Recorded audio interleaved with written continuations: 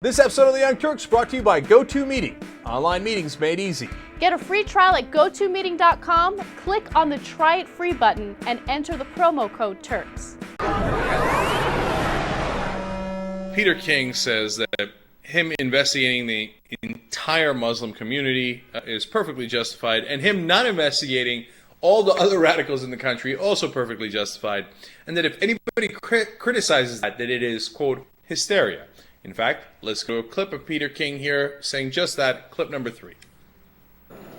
I'm now going to ask the witnesses to come forward. Let me just say also, I would hope, now that this hearing is over, that the media in particular would look back and reflect upon the mindless hysteria that occurred over the last 2 or 3 weeks, and not in the future rely so much on what opponents such as CARE and others who do not want these type hearings say. Again, I think the hysteria and the madness leading up to this hearing did nobody much good. It certainly didn't reflect well on those who were reporting it. So he apparently did not like the way that it was being covered. Okay, yeah, that's what happens when you do loathsome hearings where you smear an entire part of the population simply based on their faith.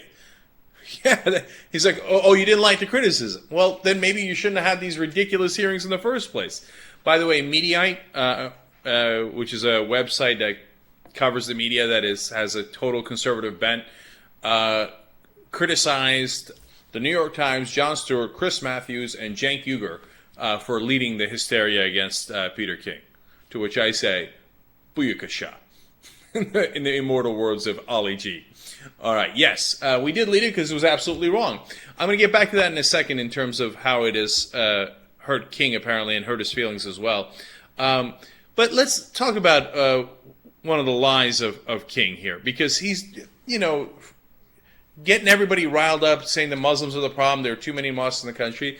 But now that he's taking so much heat for it, he's trying to backtrack from that. So the next video will show you comments from another congressman and Peter King saying, I never said there were too many mosques. And then a clip of King saying there are too many mosques. Let's watch. Before I enter my questions, I do want to point out that I've been a member of this committee since it was established as a standing committee, and even before that when it was a select committee.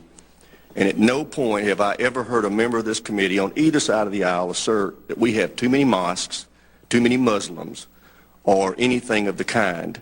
So I don't know where the ranking member got that school of thought, but it didn't come from this chamber. Sheriff Bacchus, thank you for being here again. It's good to see you. I'm curious. If the gentleman would yield for 1 minute, I think what the ranking member was doing was, I said at one time there are too many mosques that don't cooperate with law enforcement, and I think testimony today has backed it up. I never said there's too many mosques in America. Thank you. Sheriff. So here it is, in context. We have, unfortunately, too many mosques in this country. There's too many people who are sympathetic to radical Islam. We should be looking at them more carefully. I think there's been a lack of full cooperation from too many people in the Muslim community, and there's a real threat here in this country. I think we have a word for that. It's called oops. That's exactly what you said. See, these politicians, I don't think they're used to the new age of media.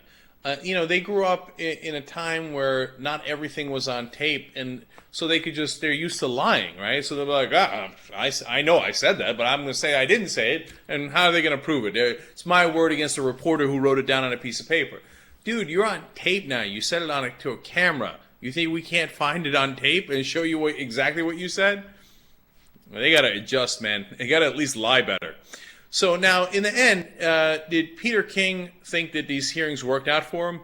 You can tell from the quote I'm about to give you, no. And we showed you the thing saying where he's like, oh, it's mass hysteria, et cetera, et cetera. And he closed down the hearings when they could have taken much longer. He decided to make them shorter.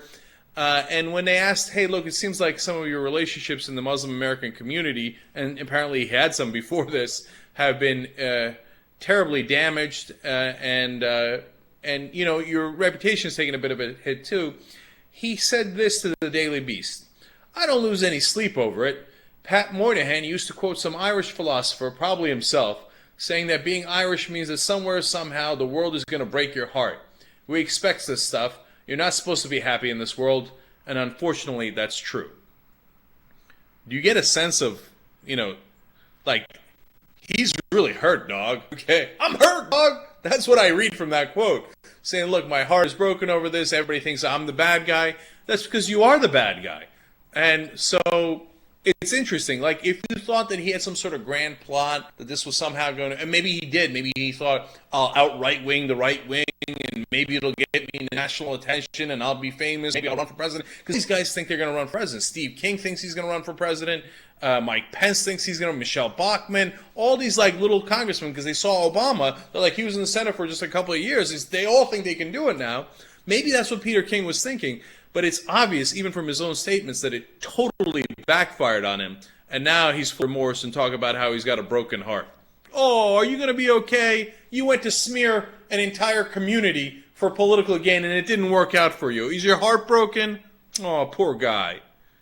And these days, everybody's in different offices in different cities. The one way you can all get together is gotomeeting.com. You're all online at the same time. Right, and it's super easy. All you need is a computer, internet connection, 2 minutes, boom, you're set up. You can share documents. A guy puts up a document in Miami, the other one sees it in San Francisco. You can, in fact, amend it. You can do sales presentations, very convenient. Get a free trial at gotomeeting.com, click on the Try It Free button, and enter the promo code Turks. Go.